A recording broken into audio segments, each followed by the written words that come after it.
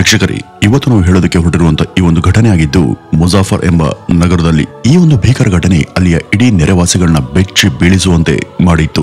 ಆ ಜನರು ತಮ್ಮ ಕಣ್ಣನ್ನು ತಾವೇ ನಂಬೋದಕ್ಕೆ ಸಾಧ್ಯವಾಗದಂತ ಸಂಗತಿಗಳು ಅಲ್ಲಿ ಜರುಗಿದ್ವು.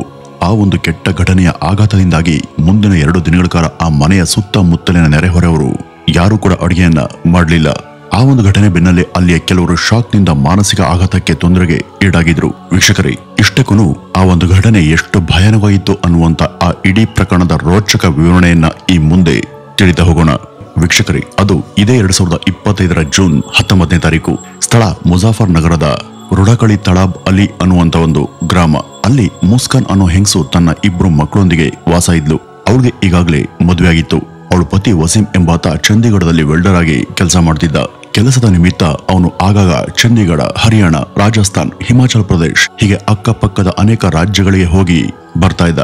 ಅವತ್ತು ಮಧ್ಯಾಹ್ನ ಸುಮಾರು 1:30ರಿಂದ 2 ಗಂಟೆ ಸಮಯದಲ್ಲಿ ವಸೀಂ ತನ್ನ ಮಕ್ಕಳ ಜೊತೆ ಮಾತನಾಡೋದಕ್ಕೆ ಅಂತ ಚಂಡೀಗಢನಿಂದ ಮುಜಾಫರ್ ನಗರದಲ್ಲಿ ಇದ್ದಂತ ತನ್ನ ಪತ್ನಿ ಮುಸ್ಕಾನ್ಗೆ ಫೋನ್ ಮಾಡ್ತಾನೆ. ಆಗ ಅವಳು ಮಕ್ಕಳು ಬೆಳಿಗ್ಗೆ ಚಹಾ ಬಿಸ್ಕತ್ ಅನ್ನ ತಿಂದಿದ್ದಾರೆ ಹಾಗೂ 12 ಗಂಟೆಗೆ ಮಲಗಿದ್ದಾರೆ, ಯಾಕೋ ಇನ್ನೂ ಕೂಡ ಎದ್ದಿಲ್ಲ ಅಂತ ಅವನಿಗೆ ಫೋನ್ ನಲ್ಲಿ ತಿಳಿಸ್ತಾಳೆ. ಈ ವಸೀಂ ತನ್ನ ಪತ್ನಿಗೆ ಅವರನ್ನ ಎಬ್ರಿಸೋದಕ್ಕೆ ಹೇಳ್ತಾನೆ. ಈ ಮುಸ್ಕಾನ್ ಫೋನ್ ಕಾಲ್ ನಲ್ಲೇ ಮಾತನಾಡ್ತಾ ತನ್ನ ಮಕ್ಕಳು ಬಳಿ ಹೋಗ್ತಾಳೆ. ಅಲ್ಲಿ ಮಲಗಿದಂತ ಮಕ್ಕಳನ್ನ ಎಚ್ಚರಿಸೋದಕ್ಕೆ ಅವಳು ಪ್ರಯತ್ನ ಪಡ್ತಾಳೆ. ಆದ್ರೆ ಅವರು ಎಚ್ಚರಾಗೋದಿಲ್ಲ. ಬಹುಶಃ ಅವರು ಸುಸ್ತಾಗಿ ಎಚ್ಚರವನ್ನು ತಪ್ಪಿ ಮಲಗಿರಬಹುದು ಅಂತ ಅವಳಿಗೆ ಅನ್ಸುತ್ತೆ. ತಕ್ಷಣ ಪತಿಯ ಜೊತೆ ಇದ್ದಂತ ಫೋನ್ ಸಂಪರ್ಕವನ್ನು ಕಟ್ ಮಾಡಿ ಗಾಬರಿಯಿಂದ ಅವಳು ಹತ್ತಿರದ ಆಸ್ಪತ್ರೆಗೆ ಅವರನ್ನ ಕರ್ಕೊಂಡು ಹೋಗ್ತಾಳೆ. ಈಗ ಇದೆಲ್ಲವನ್ನು ಕೂಡ ನೋಡದಂತ ಆ ಹಳ್ಳಿಯ ಜನರು ಕೂಡ ಆಘಾತಕ್ಕೆ ಒಳಗಾಗ್ತಾರೆ. ನಂತರ ಆಸ್ಪತ್ರೆಯಲ್ಲಿ ವೈದ್ಯರು ಆ ಮಕ್ಕಳನ್ನ ಚೆಕ್ ಮಾಡಿದ ನಂತರ ಆ ಮಕ್ಕಳು ಮೃತಪಟ್ಟಿದ್ದಾರೆ ಎಂಬ ಕಡು ಆಘಾತಕಾರಿ ಸುದ್ದಿಯನ್ನ ಆಕೆಗೆ ತಿಳಿಸ್ತಾರೆ. ಪಾಪ, ದೂರದಲ್ಲಿದ್ದಂತ ಅವ್ರ ತಂದೆ ವಸೀಂಗೆ ಒಂದು ಆರೋಗ್ಯ ಸಮಸ್ಯೆ ಕೂಡ ಇತ್ತು. ಅದರ ಹೊರತಾಗಿಯೂ ಕೂಡ ಅವರು ಮಕ್ಕಳಿಗಾಗಿ ದುಡಿದು ಅವ್ರಿಗೋಸ್ಕರ ತನ್ಗೆಷ್ಟೇ ಕಷ್ಟ ಆದ್ರೂ ಕೂಡ ಊರೂರು ಮತ್ತು ನಗರಗಳನ್ನ ಅಲ್ದಾಡತಾ ಪರಿಶ್ರಮದಿಂದ ಬದುಕನ್ನ ಸಾಗಿಸ್ತಾ ಇದ್ದಂತ ವ್ಯಕ್ತಿ ಆತ. ಈ ರೀತಿ ಇರುವಾಗ ಕೊನೆ ಸಲ ತನ್ನ ಮಕ್ಕಳ ಜೊತೆ ಮಾತನಾಡೋದಕ್ಕೂ ಆ ವಿಧಿ ಅವನಿಗೆ ಕೊನೆ ಸಲ ಅವಕಾಶವನ್ನ ಕೊಡ್ಲಿಲ್ಲ. ಅಲ್ಲಿಂದ ಮಕ್ಕಳ ಶವವನ್ನ ಅತ್ಯಂತ ಭಾರದ ಹೃದಯದಿಂದ ಮನೆಗೆ ಹೊತ್ತು ತರಲಾಗುತ್ತೆ. ನಂತರ ದೂರದಲ್ಲಿ ಎಲ್ಲೋ ಇದ್ದಂತ ವಸೀಂಗೆ ಈ ಎಲ್ಲ ವಿಷಯವನ್ನ ತಿಳಿಸ್ತಾರೆ. ಈ ಒಂದು ಸುದ್ದಿ ಆತನಿಗೆ ಬರ ಸಿಡಿಲಿನ ರೀತಿ ಬಡಿದಪಡಿಸಿತ್ತು. ಈ ಭೀಕರ ವಾರ್ತೆಯನ್ನ ಕೇಳಿ ಅದರ ಆಘಾತಕ್ಕೆ ಒಳಗಾದಂತ ವಸೀಂ ತನ್ನ ಮಕ್ಕಳ ಅಂತಿಮ ದರ್ಶನಕ್ಕಾಗಿ ಚಂಡೀಗಢದಿಂದ ಆಕಾಶನೇ ಕಳಚಿ ತಲೆ ಮೇಲೆ ಬಿದ್ದವನ ಹಾಗೆ ನಿರ್ಭಾವದಿಂದ ಹೊರಡ್ತಾನೆ. ಅದಾಗಲೇ ಪೊಲೀಸರು ಮನೆಗೆ ಬಂದಿದ್ರು. ಪೊಲೀಸರು ಆ ಒಂದು ಸಮಯಕ್ಕೆ ಬೇಕಾದಂತ ಬೇಸಿಕ್ ಮಹಾಜರು ಹಾಗೂ ತನಿಖಾ ಕಾರ್ಯವನ್ನ ಶುರು ಮಾಡ್ತಾರೆ. ಆ ಒಂದು ಸಮಯದಲ್ಲಿ ಅವರು ಅಲ್ಲಿ ಒಂದು ವಿಚಿತ್ರವನ್ನ ಗಮನಿಸ್ತಾರೆ. ಸತ್ತು ಮಲಗಿದಂತ ಆ ಮಕ್ಕಳ ದೇಹದ ಮೇಲೆ ಯಾವುದೇ ಗಾಯದ ಗುರುತಾಗ್ಲಿ ಅಥವಾ ಹಲ್ಲೆ ಆಗ್ಲಿ ಇರ್ಲಿಲ್ಲ. ಅಂದ್ರೆ ಅವ್ರ ಮನೆಗೆ ಅವತ್ತು ಹೊರಗಡೆಯಿಂದ ಯಾರು ಕೂಡ ಬಂದಿರ್ಲಿಲ್ಲ. ಇಲ್ಲಿಂದಲೇ ಪೊಲೀಸರಿಗೆ ಈ ಒಂದು ಪ್ರಕರಣದ ಸುತ್ತ ಬಲವಾದಂತ ಅನುಮಾನ ಶುರುವಾಗುತ್ತೆ. ಇದೆಲ್ಲವನ್ನು ಕೂಡ ಸೈಲೆಂಟ್ ಆಗಿ ಗಮನಿಸ್ತಾನೆ ಇದ್ದಂತ ಪೊಲೀಸರಿಗೆ ಈಗ ಈ ಶವಗಳಿಗೆ ತಕ್ಷಣ ಮರಣೋತ್ತರ ಪರೀಕ್ಷೆ ಅಗತ್ಯ ಇದೆ ಅಂತ ಅನ್ಸಿ ಇದನ್ನ ಮನೆಯವರಿಗೆ ತಿಳಿಸಿದಾಗ ಅದ್ಯಾಕೋ ಮುಸ್ಕಾನ್ ಮತ್ತು ವಸೀಂ ಸಹೋದರ ಇಬ್ರು ಕೂಡ ಇದಕ್ಕೆ ಒಪ್ಪೋದಿಲ್ಲ. ಆದ್ರೆ ಪೊಲೀಸರು ಅವ್ರ ಮಾತನ್ನ ಕೇಳಿಲ್ಲ. ಅವರು ಹಠಕ್ ಬಿದ್ದು ಆ ಮಕ್ಕಳ ತಂದೆ ಆದಂತ ವಸೀಂ ಬಂದ ನಂತರ ಅವ್ರ ಬಳಿ ಇದನ್ನೆಲ್ಲ ತಿಳಿಸಿ ಮರಣೋತ್ತರ ಪರೀಕ್ಷೆ ಮಾಡೋದಕ್ಕೆ ಒಪ್ಪಿಸ್ತಾರೆ. ಇದ್ರ ಮಧ್ಯೆ ಪೊಲೀಸರು ಮುಸ್ಕಾನ್ ಮೇಲೆ ಅನುಮಾನ ಪಡೋದಕ್ಕೆ ಶುರು ಮಾಡ್ತಾರೆ. ಅವಳನ್ನು ವಶಕ್ಕೆ ಪಡೆದ ವಿಚಾರಣೆ ಸಮಯದಲ್ಲಿ ಪ್ರಶ್ನೆನ ಕೇಳಿದಾಗ ಅವಳ ಉತ್ತರಗಳು ನಾಟಕೀಯವಾಗಿ ಬದಲಾಗ್ತವೆ. ಅವಳ ಮುಖದ ಮೇಲೆ ಫೇಕ್ನೆಸ್ ಹಾಗೂ ಅವಳು ಅಲ್ಲಿ ಯಾವುದೋ ಮುಖ್ಯ ಸತ್ಯವೊಂದನ್ನ ಮರೆಮಾಚೋದಕ್ಕೆ ನಡೆಸಿದಂತ ಯತ್ನಗಳೆಲ್ಲ ಚಾಣಾಕ್ಷರಾದಂತ ಪೊಲೀಸರಿಗೆ ಸ್ಪಷ್ಟವಾಗಿ ಕಾಣಿಸ್ತಾ ಇದ್ವು. ಇದೆಲ್ಲದರ ಜೊತೆ ಅವಳ ಫೋನ್ ಕೂಡ ನಾಪತ್ತೆಯಾಗಿತ್ತು. ಇದು ಕೂಡ ಅನುಮಾನಕ್ಕೆ ಮತ್ತಷ್ಟು ದಾರಿಯನ್ನ ಮಾಡಿಕೊಡ್ತು. ಆಕೆ ಫೋನ್ನಿಂದ ಯಾವುದೇ ಮಹತ್ವದ ಲೀಡ್ ಸಿಗದೇ ಇರೋ ಕಾರಣ ಪೊಲೀಸರು ಈಕೆಯನ್ನ ಮುಂದಿನ ಹೆಚ್ಚುವರಿ ತನಿಖೆಗೆ ಕರ್ಕೊಂಡು ಹೋಗ್ತಾರೆ. ಮೊದಲು ಮುಸ್ಕಾನ್ ಈ ವಿಚಾರಣೆಗೆ ಕೇರ್ ಮಾಡೋದಿಲ್ಲ ಅನ್ನುವಂತೆ ಏನೇನೋ ಅನಗತ್ಯ ಸಬ್ಬುಬು ಹಾಗೂ ನೆವಗಳನ್ನ ನೀಡಿ ತಪ್ಪಿಸ್ಕೊಳ್ಳೋದಕ್ಕೆ ಪ್ರಯತ್ನ ಪಡ್ತಾಳೆ. ಆದ್ರೆ ಪೊಲೀಸರು ಬಿಗಿ ವಿಚಾರಣೆ ಮಾಡಿದ ನಂತರ ಅಷ್ಟೇ ಆಕೆ ಪಶ್ಚಾತ್ತಾಪದಿಂದನೋ ಅಥವಾ ಇನ್ನು ನಿಜವನ್ನ ಮುಚ್ಚಿಟ್ಟು ಪ್ರಯೋಜನ ಇಲ್ಲ ಅನ್ನುವಂತ ಅಸಹಾಯಕ ಭಯದಿಂದನೋ ಅವರೆಲ್ಲ ಒಂದು ಕ್ಷಣ ದಿಗ್ಭ್ರಮರಾಗುವಂತ ಒಂದು ಭೀಕರ ಸತ್ಯವೊಂದನ್ನ ಎಲ್ಲರ ಮುಂದೆ ಆಕೆ ಬಹಿರಂಗಪಡಿಸ್ತಾಳೆ. ವೀಕ್ಷಕರೇ, ಈ ಒಂದು ಪ್ರಕರಣದ ಹಿನ್ನೆಲೆಯ ಕರ್ಮಕಾಂಡದ ಬಗ್ಗೆ ಹೇಳುವುದಾದ್ರೆ ಮುಸ್ಕಾನ್ ತನ್ನ ಅತ್ತಿಗೆ ಮಗ ಆದಂತ ಜುನೈದ್ ಜೊತೆಗೆ ಕಳೆದ 2 ವರ್ಷಗಳಿಂದನೂ ಕೂಡ ಅಕ್ರಮ ಸಂಬಂಧವನ್ನ ಇಟ್ಕೊಂಡಿದ್ಲು. ಈ ಜುನೈದ್ ಎಂಬುವನು ಫಿರೋಜಾಬಾದ್ನ ಜಿಲ್ಲೆಯ ವ್ಯಕ್ತಿ. ಈ ಮುಸ್ಕಾನ್ ಗಂಡ ವಸೀಂ ಕೆಲಸದ ಮೇಲೆ ಹೊರಗಡೆ ಹೋದಾಗೆಲ್ಲ ಇವನು ಮನೆಗೆ ಬಂದು ಅವಳೊಂದಿಗೆ ಕಾಲ ಕಳೀತಿದ್ದ. ಇಬ್ರು ಕೂಡ ಪರಸ್ಪರ ಮದುವೆ ಆಗೋದ್ರ ಬಗ್ಗೆ ಕೂಡ ಚರ್ಚೆ ಮಾಡ್ತಿದ್ರು. ಆದ್ರೆ ಈ ಜುನೈದ್ ಆರ್ಥಿಕವಾಗಿ ಬಡವನಾಗಿದ್ದ.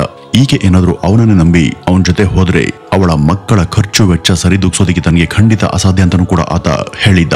ಈ ಮಕ್ಕಳೇ ತಮ್ಮ ಖಾಸಗಿ ಬದುಕಿಗೆ ಅಡ್ಡಿ ಆಗ್ತಾರೆ ಅನ್ನುವಂತ ಕ್ಷುಲ್ಲಕ ಭಾವನೆ ಆ ಮಕ್ಕಳ ಸ್ವಂತ ತಾಯಿಯಾದಂತ ಈ ಮುಸ್ಕಾನ್ಗೆನೆ ಬಂದಿತ್ತು.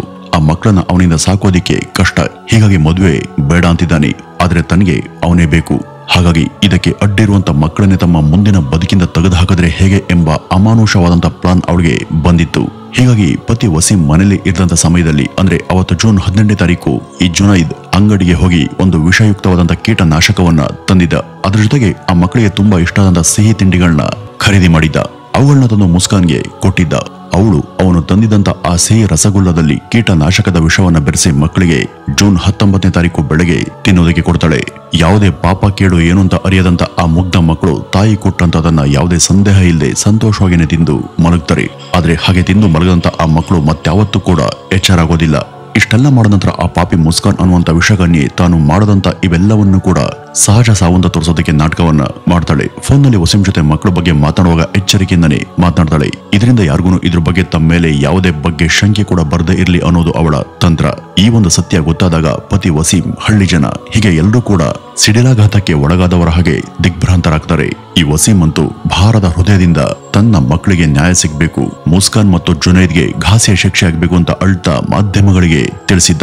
ಇಡೀ ಹಳ್ಳಿಯ ಜನರು ಇದನ್ನ ಸಹಿಸಿಕೊಳ್ಳಾಗದೆ ನೋವಿಂದ ಈ ಪಾಪಿಗಳಿಗೆ ಹಿಡಿ ಶಾಪವನ್ನು ಹಾಕೋದಿಕ್ಕೆ ಶುರು ಮಾಡ್ತಾರೆ. ಕೆಲವರಂತೂ ಈ ಒಂದು ವಿಷಯ ಗೊತ್ತಾಗಿ ಅವರು ಹಠಾತ್ತನೆ ಅನಾರೋಗ್ಯಕ್ಕೂ ಈಡಾಗ್ತಾರೆ. ಈ ಒಂದು ಘೋರದಿಂದಾಗಿ ಸುತ್ತಮುತ್ತ ಎಲ್ಲರ ಮನೆಗಳಲ್ಲೂ ಕೂಡ ದುಃಖದ ಸೂತಕದ ಛಾಯೆ ಕವಿದಿತ್ತು. ಇದರ ಪರಿಣಾಮ 2 ದಿನಗಳ ಕಾಲ ಯಾರ ಮನೆಯಲ್ಲೂ ಕೂಡ ಅಡಿಗೆ ಕೂಡ ಮಾಡಲಿಲ್ಲ. ಇನ್ನು ಅಂತಿಮವಾಗಿ ಮರಣೋತ್ತರ ಪರೀಕ್ಷೆ ವರದಿ ಬಂದಿತ್ತು. ಅದರಲ್ಲಿ ನಡೆದಂತ ಘೋರದ ಕುರಿತು ಸಂಪೂರ್ಣವಾಗಿ ನಿರ್ದಿಷ್ಟವಾದಂತ ಮಾಹಿತಿ ಸ್ಪಷ್ಟವಾಗಿ ನಮೂದಾಗಿರಲಿಲ್ಲ. ಹೀಗಾಗಿ ಈ ಒಂದು ಸ್ಥಿತಿಯಲ್ಲಿ ಮುಸ್ಕಾನ್ ಮತ್ತು ಜುನೈದ್ ಇಬ್ರು ಕೂಡ ಪೊಲೀಸರ ಕಸ್ಟಡಿಯಲ್ಲಿ ಇದ್ರೂ ಕೂಡ ಈವರೆಗೂ ಅವರ ವಿರುದ್ಧ ಯಾವುದೇ ಸ್ಪಷ್ಟವಾದಂತ ಸಾಕ್ಷಿ ಸಿಕ್ಕಿಲ್ವಾದ್ರಿಂದ ಶೀಘ್ರದಲ್ಲೇ ಅವರು ಜಾಮೀನಿನಲ್ಲಿ ಬಿಡುಗಡೆ ಆಗುವಂತ ಎಲ್ಲಾ ಸಾಧ್ಯತೆ ಕೂಡ ಇದೆ ಅಂತ ಹೇಳಲಾಗ್ತಿದೆ. ವೀಕ್ಷಕರ, ಈ ಅಕ್ರಮ ಸಂಬಂಧದ ಹಿಂದೆ ಇರೋದು ಯಾವಾಗ್ಲೂ ಕೂಡ ಅದು ಪ್ರೀತಿನೂ ಅಲ್ಲ, ಪ್ರೇಮನೂ ಅಲ್ಲ. ಅದು ಯಾವಾಗ್ಲೂ ಕೂಡ ಒಂದು ತಪ್ಪು ದಾರಿನೇ. ಪ್ರಾಮಾಣಿಕ ಸಂಭಾಷಣೆ, ಪರಸ್ಪರ ಅರ್ಥ ಮಾಡ್ಕೊಳ್ಳೋದು ಮತ್ತು ಆತ್ಮ ಸಂಯಮನೆ ದಾಂಪತ್ಯ ಬದುಕಿನ ಮೂಲ ಸ್ತಂಭಗಳು. ಬದುಕಿನಲ್ಲಿ ಯಾರನ್ನೂ ಕೂಡ ನೋಯಿಸದೆ, ಪ್ರೀತಿಗೆ ನಂಬಿಕೆಗೆ ದ್ರೋಹ ಮಾಡದೆ ಜವಾಬ್ದಾರಿನ ಅರ್ಥ ಮಾಡ್ಕೊಂಡಾಗ ಇಂಥ ತಪ್ಪುಗಳು ಸಂಭವಿಸೋದಿಲ್ಲ. ಇಂಥ ಸನ್ನಿವೇಶಗಳನ್ನ ತಡೆಗಟ್ಟೋದು ನಮ್ ಕೈಲೇ ಇದೆ. ಯಾಕೆಂದ್ರೆ ಇಂಥ ತಪ್ಪು ಹೆಜ್ಜೆಗಳನ್ನ ಹಿಡೋದು ನಾವೇ ಅಲ್ವಾ. ಹಾಗಾಗಿನೇ ಆ ತಪ್ಪು ಹೆಜ್ಜೆಗಳನ್ನ ಹಿಡದೇ ಇರೋ ತರ ನಾವು ಎಚ್ಚರ ವಹಿಸಬೇಕು. ಜೀವನದಲ್ಲಿ ಒತ್ತಡ, ದುಃಖ, ನಿರಾಸೆ, ಖುಷಿ ಎಲ್ಲ ಕೂಡ ಇರ್ತವೆ. ಕೆಲವೊಂದ್ಸಾರಿ ಇವನ್ನೆಲ್ಲ ಯಾರ ಜೊತೆ ಹಂಚ್ಕೋಬೇಕು ಅನ್ನೋ ಪ್ರಶ್ನೆ ಕೂಡ ಕೆಲವರಿಗೆ ಉದ್ಭವ ಆಗುತ್ತೆ. ಆಗ ಈ ಅಕ್ರಮ ಸಂಬಂಧ ಅನ್ನೋದು ಒಂದು ಎಮೋಷನಲ್ ರೆಸಾರ್ಟ್ ಇದ್ದಾಗೆ. ಅದು ಸ್ವಲ್ಪ ಕಾಲದ ನೆರಳು ಮಾತ್ರ. ಇದನ್ನ ಇಂಥ ತಪ್ಪು ಹೆಜ್ಜೆ ಇಡೋರು ಅರ್ಥ ಮಾಡ್ಕೊಳ್ಬೇಕು. ವೀಕ್ಷಕರೇ, ಈ ಕಂದಮ್ಮಗಳನ್ನ ವಿಷ ಹಾಕಿ ಕೊಂದಂತ ಆ ದುಷ್ಕರ್ಮಿಗಳು ಬದುಕೋದಿಕ್ಕೆ ಅನರ್ಹರು. ಅಂಥವ್ರಿಗೆ ಆದಷ್ಟು ಬೇಗ ನೇಣಿಗೆ ಹಾಕಿ ಪರಲೋಕಕ್ಕೆ ಕಳಿಸುವಂತ ಶಿಕ್ಷೆಯನ್ನ ಕೋರ್ಟ್ ಸೂಚಿಸುವಂತಾಗ್ಲಿ. ಹಾಗೂ ಇದು ಇನ್ನೂ ಕೂಡ ಇಂಥ ಅನೇಕ ಜನ ವಿಕೃತರಿಗೆ ಒಂದು ಪಾಠ ಆಗ್ಲಿ ಅನ್ನುವಂತ ಮೂಲಕ ಈ ಒಂದು ವಿಡಿಯೋವನ್ನ ಇಲ್ಲಿಗೆ ಮುಗಿಸೋಣ. ಇನ್ನು ಇದ್ರ ಬಗ್ಗೆ ನಿಮ್ಮ ಅನಿಸಿಕೆಯನ್ನ ಕಮೆಂಟ್ ನ ಮೂಲಕ ತಪ್ಪದೆ ತಿಳಿಸಿ. ನಮಸ್ಕಾರ.